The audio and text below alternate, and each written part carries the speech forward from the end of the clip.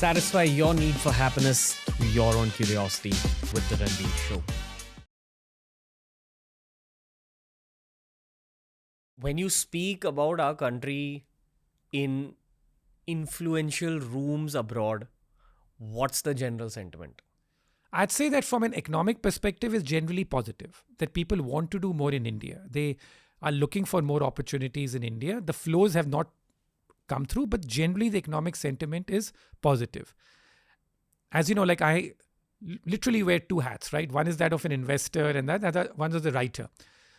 Unfortunately, among all my writer friends, which are in the media and I've written for so many publications there, the sentiment is very negative because of what is seen as democracy under threat. So among all my writer friends, that image is very dominant. So again, it's like a total dual narrative. If I go and have, like a dinner with my business friends in New York and all that, the general economic impression of India is positive. If I go the next day for, dinner with my writer friends, the political sentiment is quite negative in that people believe that democracy is truly under threat and under assault in India. Do you believe that democracy is truly under threat and assault? Well, I think that some institutions have been weakened, as I've said, but I still have faith in the Indian public, that the Indian public will keep providing checks and balances. And the election trip I just completed in the last week or so gave me more confidence that we are underestimating the Indian public here. Yes, they're very practical.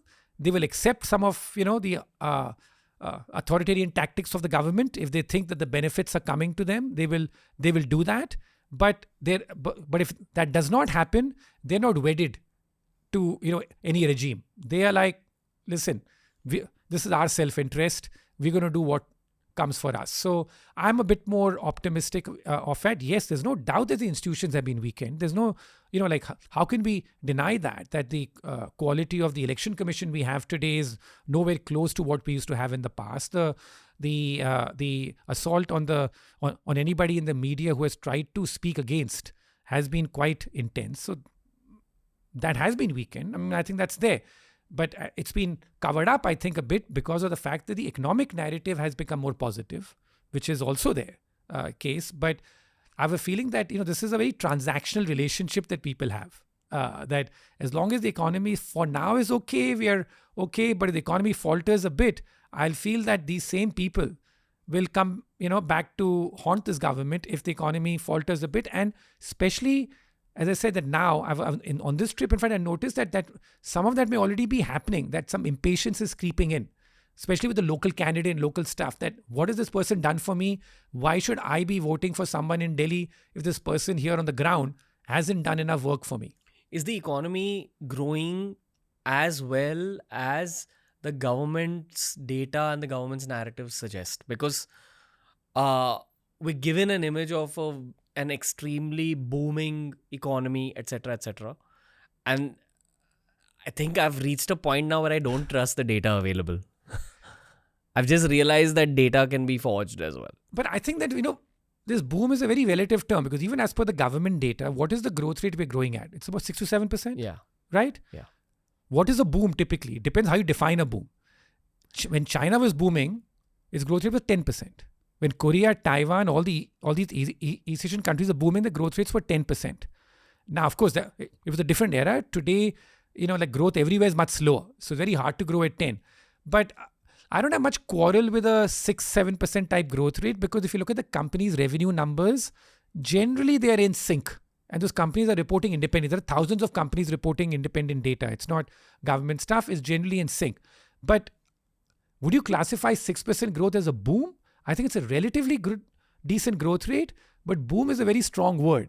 Boom is what 9-10% growth rates look like, which China did during its, or even Korea, Taiwan, other countries did. Do you think that the BJP government is trying to take it to that growth rate? I think everyone's given up on that ambition. I don't feel anyone's talking about 9-10% anymore. Maybe they'll talk because I think they realize that the kind of reforms you need to do for that, as we discussed at the outset of the program, there's no appetite. There's no...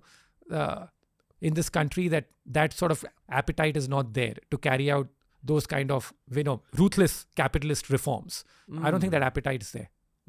Because of the fabric of our society. But yes, because of the fabric of a society, because of the fact that it tends to be much more socialist, and also because if you look at the fact that, but the one good thing in India, which I will say, which is that our benefit is that, which I think we're so focused on Modi and the government center, that there's a lot of competitive federalism which is going on. States are competing much more with each other now. So if you go to all these places where all these people go, the Davos and everywhere, a lot of state governments now go and make independent presentations, their own contingent. So Telangana will be sort of competing almost with Maharashtra or like Andhra Pradesh and all, but attracting more investment compared to those states. I think we underestimate that positive dynamic which is happening. A lot of state governments are now, see, in this country, a lot of power is with the state chief ministers.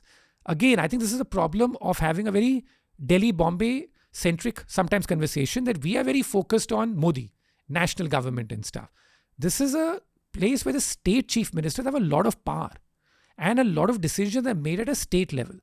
There's a lot of competition between states about what do we do, and there you see a big change take place. Like the most fascinating finding, since you like data and we can talk about it, on this trip that I did, because it's a table I maintain. It's my favorite table. I publish it like regularly. Is if you the rankings of the different states of India by just their wealth or their per capita income. What's the ranking? It's surprising how things have changed in India and among that pecking order. Which are the best or the richest states in India today? Karnataka, Telangana, right? Which is a state which has seen the biggest decline in the last 30 to 40 years in India? Maharashtra. Bombay being here. Despite that, no state has seen a bigger decline in its rankings in the recent history than Maharashtra has seen out there. So very different kind of narratives again, right? So you go there, you figure, as I said, that you find there are state level stories. There's a state level federalism which is happening. So that tells you that there's an India which is all about the center, and we talk about Modi, and that's the big focus of the election now. But let's not lose sight of these state level narratives and how this competitive federalism, as we call it, between different states shifts things, how states can evolve. Karnataka, in terms of what's happened there, is incredible. And it's not just Bangalore and the IT boom. It's the agricultural boom across Karnataka that you get to see. It's visible signs. We drove across Karnataka on a previous election trip, and we could see so much prosperity. We traveled. Last year I'd covered the Karnataka election. I traveled all the way. We drove all the way from Bangalore to Mysore to Chikmagalur and all the way up to Hubli. And the prosperity we saw, particularly in the southern belt, made like this, look like a $4,000-5,000 middle income country and stuff. This time we drove through Maharashtra, and the scenes were quite sad. We drove through these districts like Beed and the places around that. And there's so much poverty and backward stuff. You can see the difference is visible. So like all these two states have become the tale of two different countries almost. And they used to have similar wealth and per capita income levels, let's say 15 years ago. And today one has surged and the other one has lagged big time. The reason being? Now again, so we try and go. Now in Karnataka's phase, they've been lucky with the tech boom, but also the agricultural sector there has done well. And again, we like to point out which government's done better, which is not done better. Guess what? In Karnataka, they've changed government every 5 years. And generally, the governments have been able to get the basics correct, even if the Bangalore city is a bit of a mess, but they get the basics correct and the state moves on.